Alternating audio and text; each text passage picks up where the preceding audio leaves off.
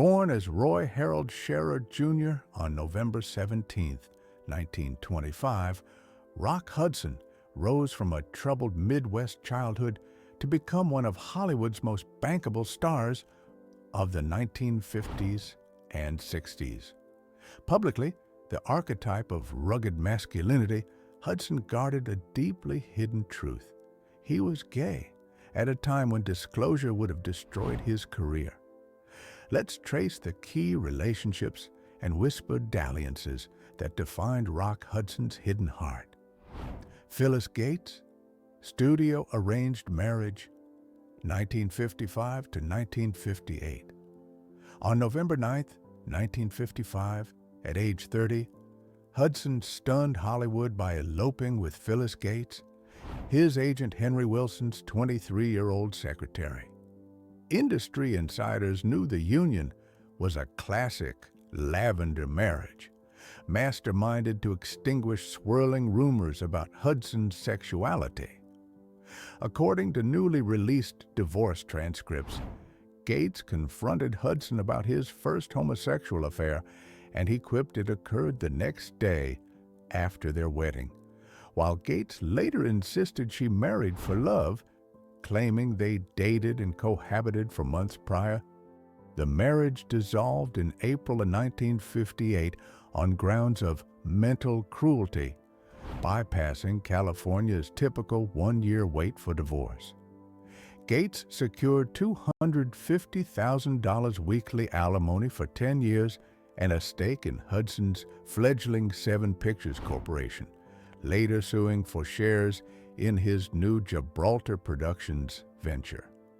This carefully choreographed contract marriage offered a veneer of heteronormativity, protecting Hudson's box office draw while exacting a personal toll on both parties. In turning the spotlight on a union built as much on public relations as on private affection, Hudson's studio handlers set the stage for his decades-long double life. James Dean, Secret Seduction on Giant, 1955 to 1956. While filming George Stevens's epic Giant between late 1955 and 1956, Hudson struggled to conceal more than just his sexuality. He grappled with an off-screen rivalry and a whispered attraction to co-star James Dean. According to biographer Mark Griffin in HBO's documentary All That Heaven Allowed, Hudson privately made sexual advances toward Dean between takes, drawn to the younger actor's brooding charisma. Dean, known for his method acting intensity and rumored bisexuality, rebuffed Hudson's overtures, reportedly dismissing his co-star's homophobic facade as hypocritical. Tensions escalated beyond unrequited desire. Crew accounts depict Hudson and Dean trading barbs, while Elizabeth Taylor, caught in the crossfire, mediated late-night chocolate martinis and vodka sessions to diffuse the friction. Dean's tragic death in a car crash on September 30, 1955, silenced any chance for public resolution, cementing the episode as one of Hollywood's most enigmatic encounters. Though neither actor discussed the alleged advances, the story endured, reflecting Hudson's clandestine longing and Dean's defiant independence amid the strictures of studio-era secrecy. Lee Garlington, True Love in the Shadows, 1962 to 1965. In 1962, Hudson met Lee Garlington, then a 22-year-old film extra, on the Universal lot, sparking a covert love affair that would become his most profound relationship. Garlington, later a stockbroker, recounted standing outside Hudson's cottage, feigning interest in Variety until their eyes met, an overture that launched 3 years of clandestine devotion. Their romance flourished in hidden sanctuaries, oceanfront weekend retreats in Malibu, discreet dinners in Beverly Hills, and a sun-soaked escape to Puerto Vallarta in 1963, where no paparazzi followed, conscious of career-ending stakes. If anyone saw us together, it would be career suicide, Garlington recalled. They never posed publicly and burned their private snapshots to avoid discovery. After Hudson's 1985 AIDS diagnosis, Garlington confirmed his fear that the star could never live openly as gay, lamenting that Hudson was born 30 or 40 years too early. Though they parted in 1965, Hudson immortalized Garlington as his true love in his posthumous autobiography, underscoring the depth of their bond amid Hollywood's rigid charade, rumored affairs and whispered flingers, late 1950s, 1960s. Beyond his documented romances, Hudson's private life was rife with tantalizing rumors.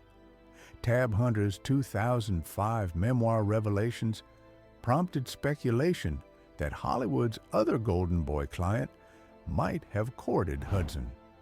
Journalists wondered if the two shared more than an agent. Hunter himself quipped Hudson wasn't his type, adding to the allure of a potential affair. Meanwhile, unscrupulous tabloids traded gossip about Hudson and Anthony Perkins, though neither man confirmed any liaison.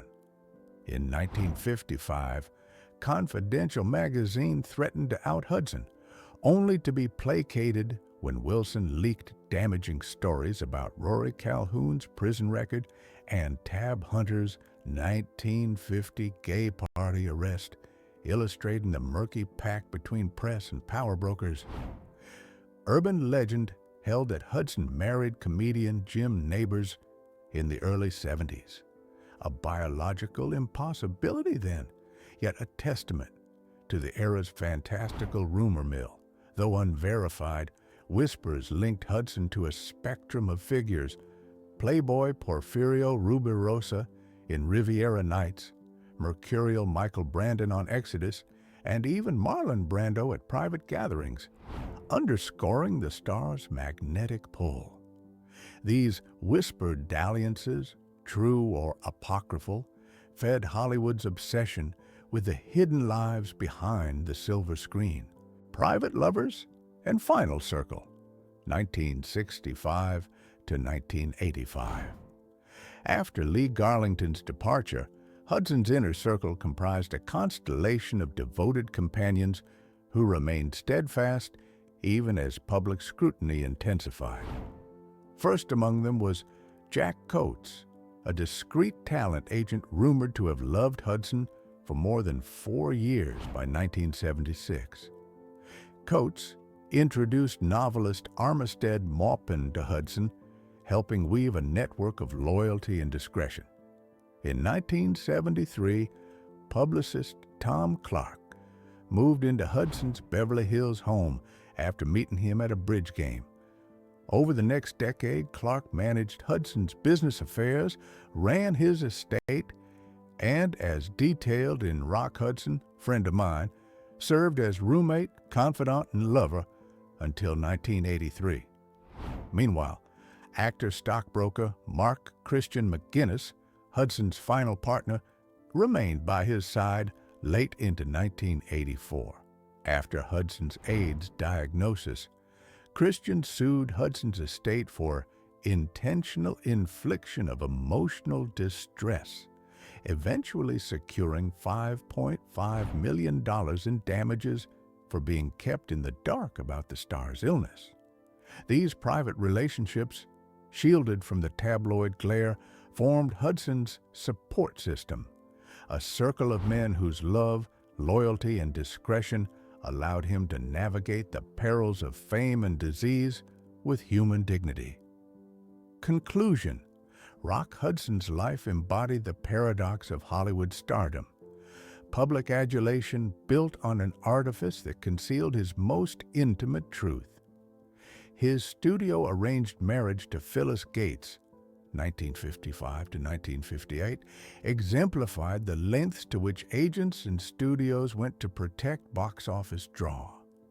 His whispered advances toward James Dean on the giant set, underscored the cost of desire amid rigid moral codes, and his three-year love with Lee Garlington, 1962 to 1965, revealed the depth of affection possible even in exile from authenticity. Rumors of flings with figures like Tab Hunter and Jim Nabors, while unconfirmed, illustrate Hollywood's voracious appetite for scandal and the precarious position of closeted stars. The steadfast companionship of Jack Coates, Tom Clark, and Mark Christian McGinnis in Hudson's later years provided a human anchor against mounting personal crises, none more profound than his AIDS diagnosis and subsequent passing in October 1985, which transformed him into a reluctant icon of queer visibility and activism. Today, Hudson's legacy endures not only in his unforgettable performances, but in the hidden scars and secret loves that shaped a man who gave everything to protect his art, even at the expense of living openly.